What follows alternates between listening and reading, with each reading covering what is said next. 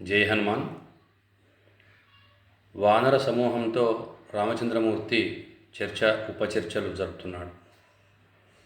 లంకలో ఉన్న సీతమ్మ భద్రంగా ఉందా, రాముడు వచ్చిన వార్తను తెలుసుకుందా, తెలియజేయడం ఎలా అన్న చర్చ సాగుతోంది. అంగదుడు, సుగ్రీవుడు, జాంబవంతుడు వంటి వానర శ్రేష్ఠులందరూ సమాలోచనలు జరుగుతున్న సందర్భంలో ఒకరు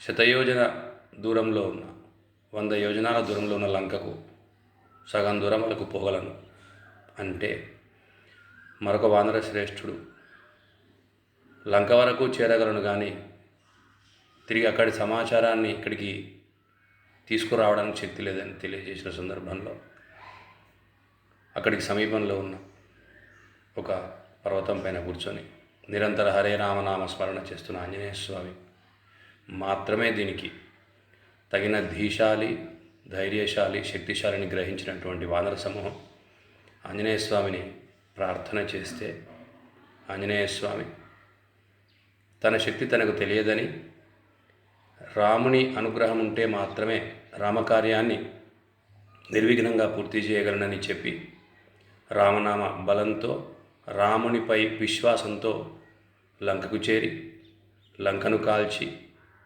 సీతమ్మవారిని దర్శించి, అమ్మవారికి రాముని విషయాన్ని తెలియజేసి, రామునికి అమ్మవారి విషయాన్ని తెలియజేసినటువంటి బుద్ధిశాలి, ధీశాలి, ధైర్యశాలి ఆంజనేయ స్వామి.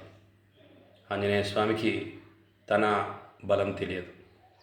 హనుమద్దీక్ష ధారణ చేసిన స్వాములు మీకు మీ బలం తెలియదు. దయచేసి ఈసారి మీ గ్రామంలో ఉన్న ఏదైనా ఒక జీర్ణ దేవాలయాన్ని, ప్రత్యేకంగా హనుమదాలయాన్ని శుద్ధీకరించండి. చిన్న చిన్న మరమ్మతులుంటే చేయించండి. స్వామికి కప్పు లేకపోతే కనీసం రేకులతోనైనా ఏర్పాటు చేయండి. ఈ నెల 12న హనుమత్ జయంతి. హనుమత్ జయంతి వరకు ఆ దేవాలయానికి ఒక రూపాన్ని తీసుకురండి. వైభవంగా అందులోనే హనుమత్ జయంతి నిర్వహించండి. మీరు పోదామనుకుంటే ఆ తెల్లవారి యాత్రకు బయలుదేరండి.